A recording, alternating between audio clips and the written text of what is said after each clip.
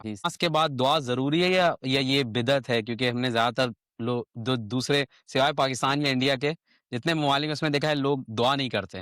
اس کے بعد وہ کہتے ہیں کہ آپ بس جائیں، فرض پڑھ لیا ہے تو جائیں۔ اس کا کیا ہے؟ یہ کسی نے شروع کی ہے یا اس کا ثابت ہے کہ نہیں دعا کے بعد ایک کلیکٹیو جو ہے وہ دعا، مطلب سوری نماز کے بعد جب ایک کلیکٹیو دعا ہوتی تھی جو کہ امام کرواتا تھا یا حضور اقدس صلی اللہ علیہ وسلم نے کروائی ہے؟ نہیں، یہ دعا کبھی بھی ثابت نہیں ہے حضور صلی اللہ علیہ وسلم سے نماز کے بعد کی، اور بلکہ یہ کہ بہت کبھی کبھار کسی نے دعا کے لیے کوئی درخواست کی ہے تو پھر یہ دعا حضور صلی اللہ علیہ وسلم نے کروائی ہے، مطلب یہ کوئی معمول نہیں تھا کہ نماز کے بعد دعا کریں۔ اور بلکہ یہ بھی ایک تھوڑا سا ہمارے یہاں تھوڑا سا جسے کہتے ہیں نا کنفیوژن بھی ہے لوگوں میں کافی حد تک، کیونکہ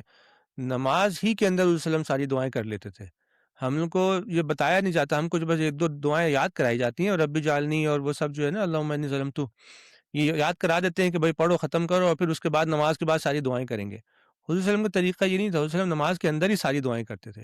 اور یہ مولانا اسحاق بھی اور باقی لوگ بھی علماء یہ بتاتے رہتے ہیں کہ مطلب یہ جو جتنی بھی دعائیں آتی ہیں حضور صلی اللہ علیہ وسلم کی بہت سی کہتے ہیں نماز کے بعد کی، وہ کہتے ہیں اس میں سے بہت سی نماز کے بعد کی نہیں ہے، نماز کے آخر کی دعائیں ہیں، وہ اس کا وہ بھی ہم سمجھے نہیں صحیح سے، وہ یہ ہے کہ حضور صلی اللہ علیہ وسلم نماز کے اندر ہی دعا وغیرہ پوری کمپلیٹ کر کے، کیونکہ نماز خود دعا ہے،